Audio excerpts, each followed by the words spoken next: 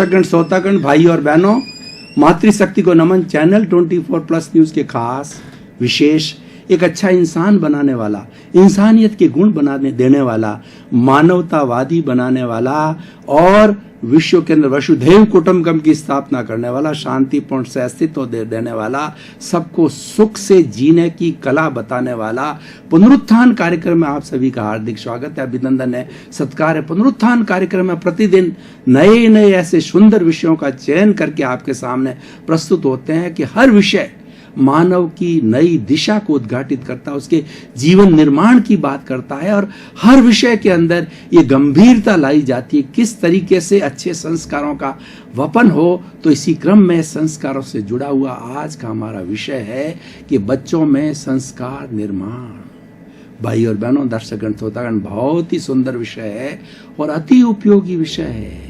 बच्चे जो होते हैं हमारे देश के कर्णधार होते हैं, वे भावी देश का निर्माण करने वाले होते हैं, भावी विश्व का निर्माण करने वाले होते हैं। बच्चे का जीवन एक खुली पुस्तक की तरह होता है। बच्चे का जो है जीवन होता है एक स्लेट की तरह होता है। हमें उस पर क्या लिखना है, उस खुली पुस्तक पर क्या लिखना है और उस खाली स्लेट पर क्या लिखना है, वह एक संस्कार कहलाता है। यानी हमें कौन से गुण देने हैं। संस्कार का अर्थ होता है कि हमें कौन सी उसे अच्छी अच्छी बातें बतानी है, कौन से अच्छे अच्छे मूल्य देने हैं जो कि उसके जहन में उतर जावे, जो उसके जीवन में उतर जावे। और बचपन का जीवन जो 10 साल की उम्र का जीवन होता है, एक कॉपिंग जीवन होता है। वो अपने माता पिता को देख करके, घर के वातावरण को देख करके वैसा बनता है, क्योंकि हाईएस्ट कॉपिंग पावर जो है, intensity of the कॉपिंग power is highest in the teeny age up to the age of the 10 years। तो ये एक ऐसा समय है जैसे कि एक किसान होता है, जब अच्छी बरसात हो जाती है और जमीन को समतल कर निदान कर दिया जाता है, जमीन से फालतू जो पौधे हटा दिए जाते हैं, वह उपयुक्त समय होता है बीज वपन करने का। अगर उस समय के अंदर बीज वपन किया जाए तो प्रकृति का सहयोग होता है, वर्षा होती है, वहां का जलवायु ठंडा होता है, उस बीज को पौधा बनने में बहुत बड़ा सहयोग मिलता है और एक स्वस्थ पौधा बनता है। और वो पौधा जाकर के एक ही जगह हजारों हजारों बीज, फूड ग्रेन्स देता है या वट वृक्ष बनता है आगे जाकर के। बीज बहुत छोटा होता है, वह छोटा बीज कारण कहलाता है और वट वृक्ष कार्य होता है। इतना बड़ा वट वृक्ष होता है, उसका बीज कितना छोटा होता है, क्योंकि बीज बहुत सूक्ष्म होता है और सूक्ष्म बहुत पावरफुल होता है। स्थूल सूक्ष्म से गाइडेड होता है। जैसे कि वट वृक्ष होता है वह बीज से बनता है, उसी तरीके से बच्चा भी एक बीज की तरह है। अगर उसे एक महान व्यक्ति बनाना, उसे स्वामी विवेकानंद बनाना, उसे महात्मा गांधी बनाना है, उसे जवाहरलाल नेहरू बनाना है या इंदिरा गांधी बनाना, सरदार पटेल बनाना है, तो प्रारंभ से पुतली बाई की तरह जो शिवाजी की माँ थी, उसने संस्कार बचपन से दिए, तब जाके शिवाजी बने। किसी भी महात्मा के जीवन को उठा करके देखिए, उसको बचपन के अंदर उसकी माँ ने अच्छे संस्कार दिए, उसके पिता ने अच्छे संस्कार दिए, उसी कारण से महान बनता है। हर एक का जीवन उठा करके देख लिए, वो माँ बाप से बहुत कुछ सीखता है, क्योंकि उसका जन्म माँ बाप से होता है। माँ बाप के प्रेम का जो फल होता है वो बच्चा होता है और बच्चा उसको जान से प्यारा होता है, इसलिए उसका सिंचन भी वैसे ही करते हैं। माँ बाप अपने जीवन का जो है बहुत कुछ सेक्रीफाइस करते हैं, बस उनको एक ही तमन्ना होती है कि मेरी संतान अच्छी बने। मैं रुपया हूं तो मेरी संतान सवा रुपया बने। और संतान की खुशी में जब संतान को आगे बढ़ते हुए देखती है तो माँ और बाप इतने प्रसन्न होते हैं जैसे कि जीवन का खजाना मिल जाता है।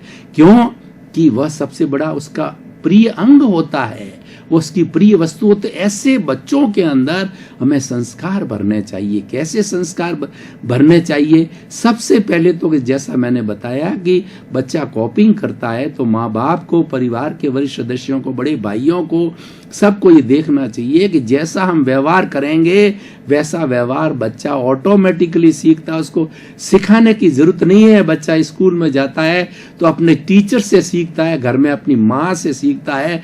माँ को बच्चे बच्चे की प्रथम पाठशाला कहा जाता है, माँ सबसे मदर टंग कहा जाता है। सबसे पहला तुतली भाषा के अंदर बच्चा बोलता है तो वो माँ उसको शब्द अ आ ई ऊ ABCD या जिसकी जो भी लोकल लैंग्वेज राजस्थानी जो है, पंजाबी, गुजराती जैसी भी होती सीखती, तो बच्चा वो माँ के उन शब्दों से सीखता, क्योंकि माँ के पास में बचपन में ज़्यादा हो तो माँ ज़्यादा संस्कार भर सकती है। पिता भी भरता है, लेकिन पिता को समय और अपने व्यवसाय वगैरह में वो घर के बाहर रहता है। बच्चा छोटा होता है, 8-10 साल का बच्चा, तो ज़्यादातर स्कूल को छोड़ करके ज़्यादा समय अपनी माँ के साथ में निभाता है, तो माँ उसको बहुत बड़े अच्छे संस्कार देती है।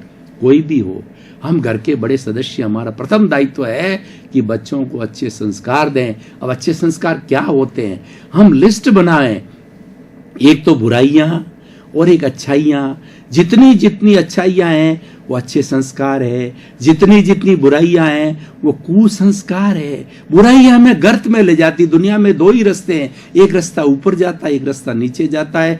बुराई का रास्ता है वो नीचे जाता है जन्नम में, और अच्छाई का रास्ता है वो जन्नत में जाता है। बड़ा एक सिंपल सा जो है हमारा रूल है, इस सृष्टि का नियम है कि हम अच्छाई की ओर अग्रसर हुए, अपने जीवन को अच्छाई की ओर मोड़े, और अच्छाई को मोड़ने के लिए, संस्कार प्राप्त करने के लिए हमारा बचपन सबसे अच्छा है। संस्कार दिए जाने के लिए बचपन सबसे अच्छा है। बचपन के अंदर कोई भी चीज अगर व्यक्ति के जहन में बैठ जाती है तो वो जिंदगी पर याद रहती है। आपको कभी भी ध्यान होगा, क्योंकि बचपन के अंदर हमारा जो अवचेतन मन है, जो कि हमारे ज्ञान का भंडार है, रूपांतरण की फैक्ट्री है, उसमें रूपांतरण सबसे ज्यादा बचपन के अंदर होता है। बचपन में उसकी फ्रीक्वेंसी हाईएस्ट होती है, वो बदलता रहता है। आपने कभी सोचा होगा कि अब 4 साल 5 साल के थे तो आपको वो चीज आज भी 60-70 साल के बाद में उसी तरीके से याद है कि ऐसे लग रहा है कि वो मेरे साथ में आज ही घटित हुई है। क्यों? कि वो हमारे अवचेतन मन में चली गई है। जो चीज अवचेतन मन में चली जाती है वह चीज हृदयंगम हो जाती है, वो आत्मसात हो जाती है। तो आत्मसात करने का जीवन, अच्छे संस्कार देने का, बच्चों के अंदर अच्छे संस्कार देने के लिए प्रकृति प्रेमी बनाइए उसको। बच्चों में ये संस्कार भरिए कि to sleep early, to sleep in time and to get bed early is the sign of the health, and a sound mind exists in sound body. हमारा अच्छा मस्तिष्क, अच्छा मन है, वो हमारी अच्छी बॉडी के अंदर निवास करता है। तो हमें बॉडी को जो है प्राणायाम के द्वारा, आसन के द्वारा जो है सशक्त बनाना चाहिए। ये बच्चे को योग सिखाना चाहिए। योग ऐसा क्रम है कि जो योग भगावे रोग। योग जो है हमें एक अच्छा इंसान बनाता है। और योग ऐसा एक होलिस्टिक सिस्टम है जो कि प्रारंभ से लेकर के अंतिम हमारा साध्य है, मोक्ष तक जाता। योग भारत की कृति है, भारत में जन्मा है, और एक ऐसा सिस्टम हमारे ऋषि मुनियों ने दिया है जो प्रारंभ से, बचपन से लेकर के और अंतिम समय तक, निर्वाण की अवस्था तक ये कार्य करता है। और वो उसके अंदर सूत्र दिए हैं, जैसे पतंजलि का योग सूत्र दिए गए हैं, तो अष्टांग योग है। अष्टांग योग के अंदर बताया गया है कि जो है अनशन बताया गया, उसके अंदर 8 अंग है। उन 8 अंगों के माध्यम से अगर हम कार्य करें, देखें, यम, नियम, आसन, प्राणायाम, प्रत्याहार, धारणा, ध्यान और समाधि, ये एक होलिस्टिक सिस्टम है। ये बच्चों को सिखाया जाना चाहिए। बच्चों को जो है अनुलोम विलोम सिखाया जाना चाहिए। बच्चों को भस्त्रिका सिखानी चाहिए। बच्चों को जो है वो हमारे योग के कई बड़े बड़े सिद्धांत, प्रयोग अभी समय नहीं है प्रयोग कराने का, अगर प्रयोग कराया जाए तो बच्चों के अवश्य कराना चाहिए। और दूसरा ये है, बच्चों के अंदर जो है हमें ये संस्कार, सत्य के संस्कार बढ़ने चाहिए। Truth is God, God is truth. मैं आपको बताना चाहता हूं कि बचपन के अंदर महात्मा गांधी ने बहुत सी गलतियां की। महात्मा गांधी ने बीड़ी पी, महात्मा गांधी ने चोरी की, अपने पिता की जेब से पैसे निकाल दिए, भाई की पैसे निकाल दिए, अंडे खाए, और दूसरा है वो उन्होंने जो है नॉन वेजिटेरियन लिया। लेकिन बचपन में उसकी माँ का इतना एक कहना चाहिए संस्कार था, उसका प्रेम था कि माँ के सामने वो सारी सही सही की बात जो रख लेता था पुतली बाई के सामने।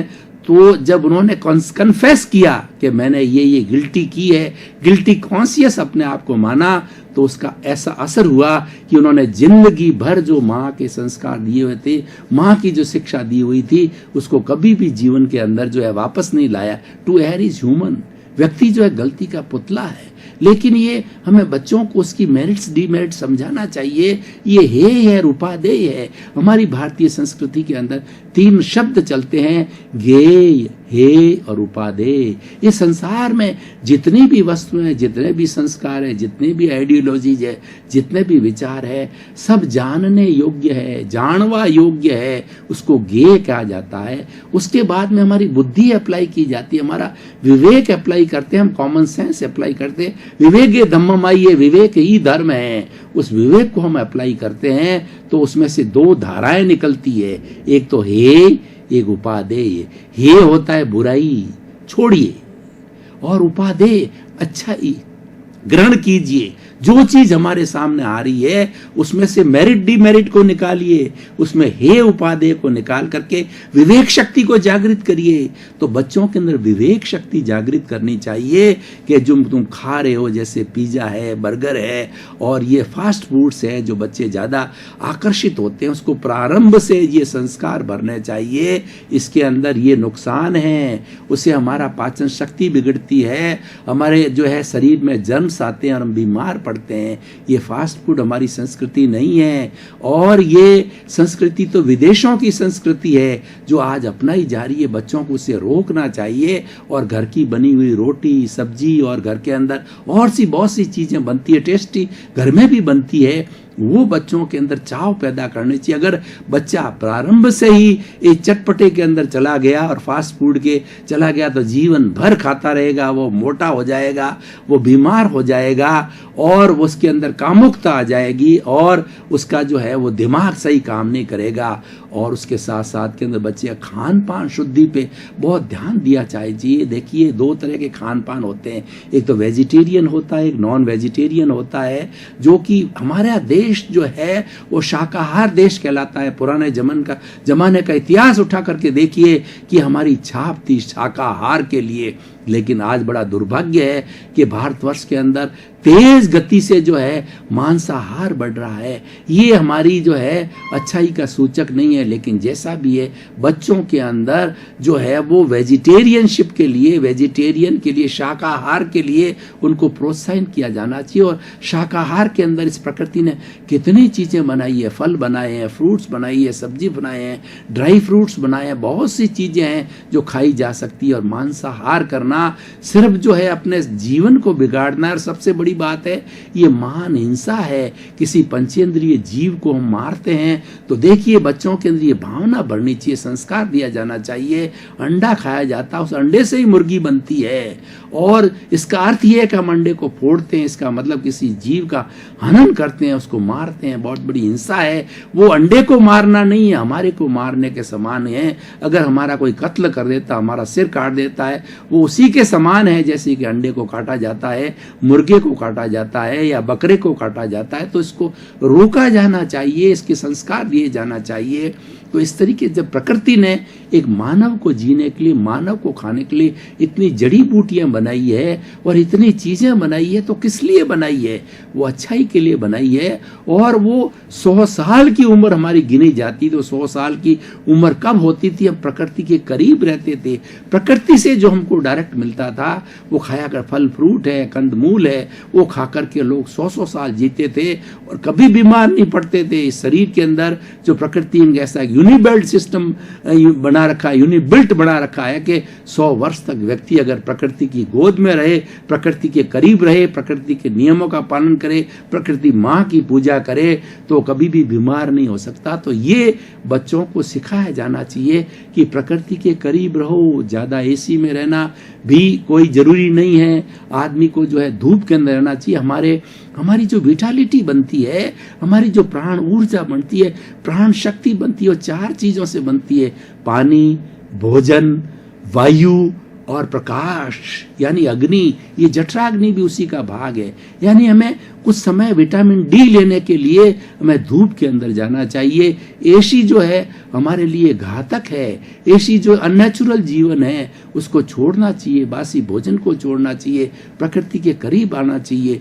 ये बच्चों के अंदर संस्कार दिए जाने चाहिए। और सबसे बड़ी बात है कि बच्चे समय से उठे, समय से सोए और प्रभु भक्ति की तरफ उनको आकर्षित किया जाना चाहिए। बड़ों का ये ये कर्तव्य होता है कि वो घर में कोई कुछ ईश्वर प्राणिधान करे, चांटिंग करे, अच्छे अच्छे मंत्रों की, ईश्वर की भक्ति करे, मेडिटेशन करे, तो करने लगे तो बच्चे धीरे धीरे सीखने लगेंगे।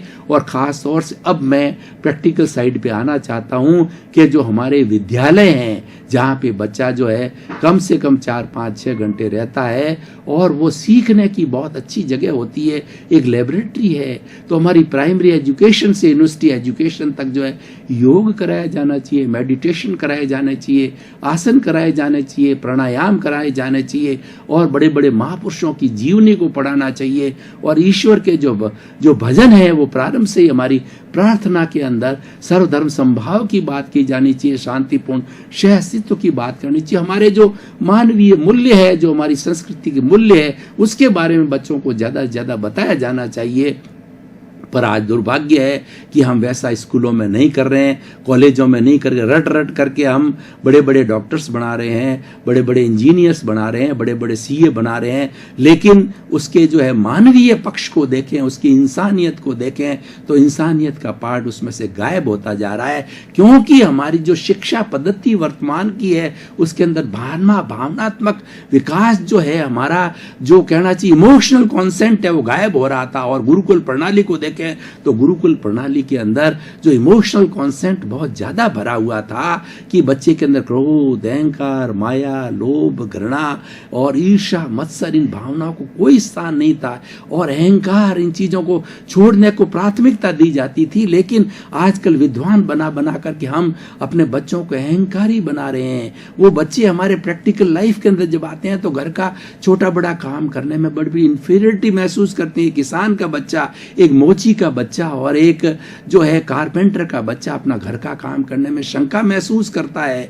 ये गलत चीज है। काम चाहे छोटा हो बड़ा हो, सब काम होता है। उसको अपना जो होम साइंस है, घर का कार्यक्रम, पैतृक है, हमारे ट्रेडिशनल कार्य है, ये बच्चों को सिखाया जाना चाहिए कि वो करना चाहिए, यानी वो उसको श्रम प्रधान बनाना है। कुल मिलाकर के बच्चे को श्रमशील बनाता। भाई और बहनों, दर्शकगण, श्रोतागण, अब आज मैं इस जो है हमारा एपिसोड है उसको आज की सिनेरियो से जोड़ता हूँ, आज का जो वर्तमान परिप्रेक्ष्य है उसकी धारा से इसको जोड़ता हूँ और इसका निष्कर्ष निकालता हूँ कि बच्चों को संस्कार गायब होते जा रहे हैं।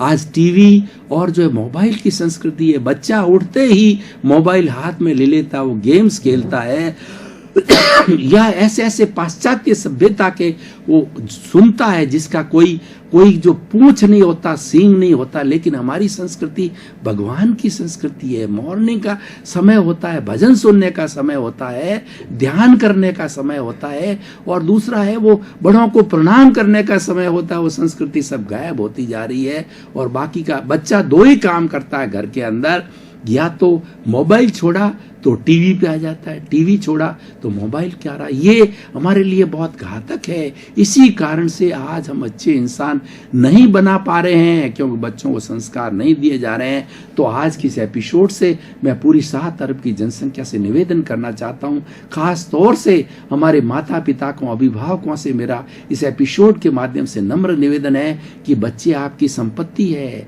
आप किस लिए धन कमा रहे हो, किस लिए भागा दौड़ी कर रहे हो